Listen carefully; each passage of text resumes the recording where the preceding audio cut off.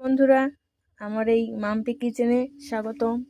বলছি আজকে বানাবো আলু পরোটা, খুব সহজে না, বাচ্চাদের টিফিন করে দেওয়ার জন্য বা বড়দের জন্য, সবার জন্যই খুব ভালো একটা ডিশ।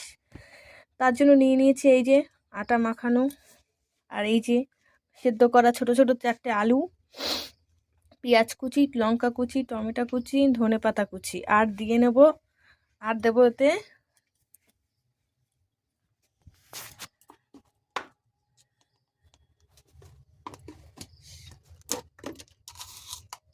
সামান্য পরিমাণ লবণ, আর একটু পরিমাণ একটু সরিষার তেল। এখন এই